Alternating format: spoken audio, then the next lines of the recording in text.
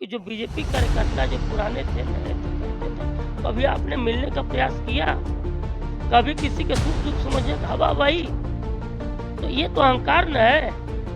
तो अहंकार में जनता आपको जिता देती तो आपका अहंकार और बढ़ जाता। इस बार आपके अहंकार का नाश होगा।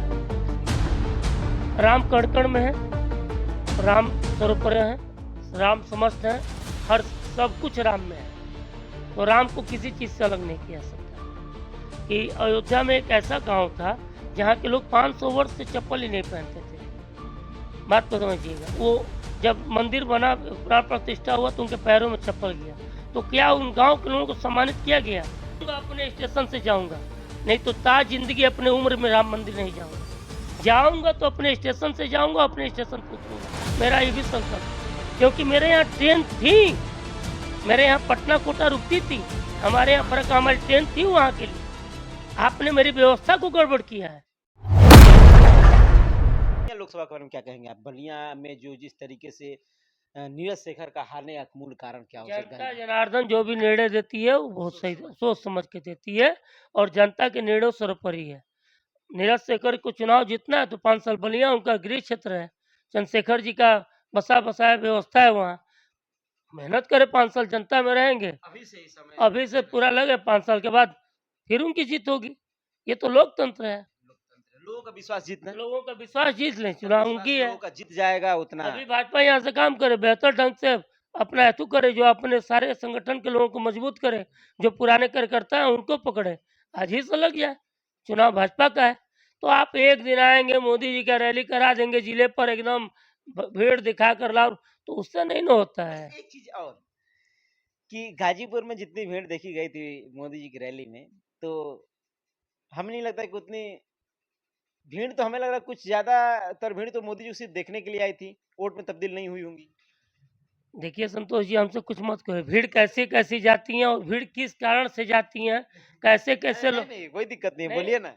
अब 25% भीड़ तो सपा में भी वही रहती है, भाजपा में भी वही रहती है। हम आप देखिए चेहरा, भीड़ क्या है?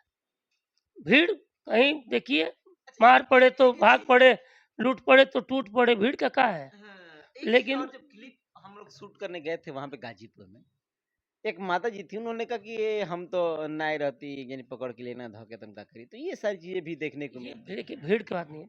दिल से मैं कह रहा हूँ ना, मैं अगर कुछ नहीं किया, मैं अगर अपना 5 वोट नहीं दिया, स्टेशन को लेकर मैं कांग्रेस को दिया, किसी को दिया, कांग्रेस से जुड़ा।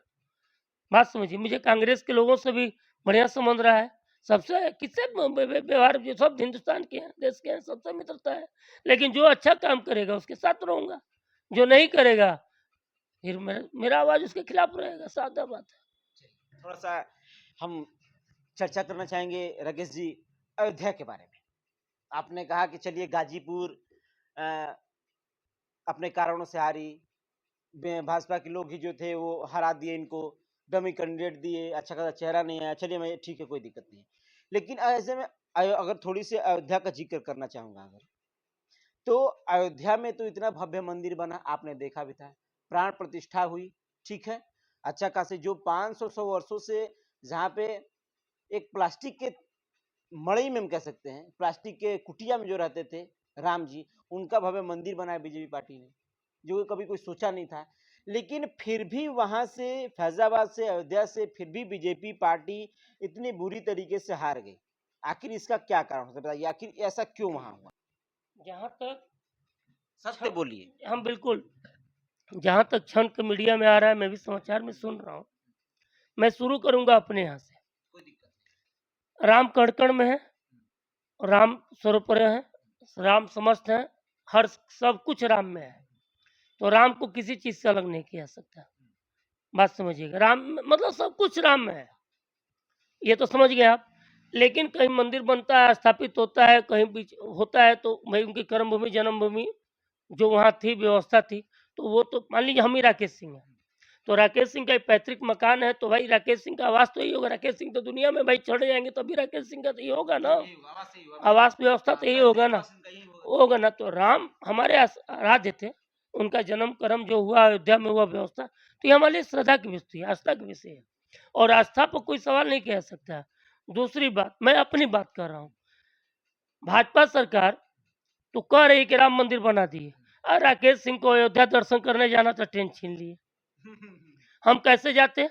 मैंने तो संकल्प करके बैठा हूँ कि जब तक भदौरा स्टेशन की पूरी विधिवत व्यवस्था यहाँ ठीक नहीं करा लूंगा तब तक मैं अयोध्या नहीं जाऊंगा। तो राम जी नहीं देख रहे हैं, वो हमारे भी तो आराध्य हैं, वो नहीं देख रहे हैं कि हमारा एक भक्त बैठा है भदौरा में, उसको अयोध्या ये आने नहीं दे रहा है, सब इनको अयोध्या जिता दिया जाए। जिता दिया जाए। हैं? बड़ा बहुत बहुत बड़ा क्लिप आप घुमा दीजिए, मैं मतलब सही अयोध्या कह रहा से हूँ। लेकर के सीधे भदौरा को आप जोड़ दिए डायरेक्टली, मतलब कि यहाँ के स्टेशन को मैं तो चर्चा लेके चलने वाला था अयोध्या का, मैं आप राम भक्त अयोध्या में भी हूँ, मुझसे बड़ा राम भक्त कोई नहीं मिलेगा, साबित कर लीजिएगा जहाँ इच्छा हो तब। आप राम को मानते हो, किस रूप मानते हो, राम को मैं बात समझिएगा। राम ही में ही सब कुछ है, राम है तो हम हैं, हमारा अस्तित्व ही राम है, हमारे पूर्वज राम है।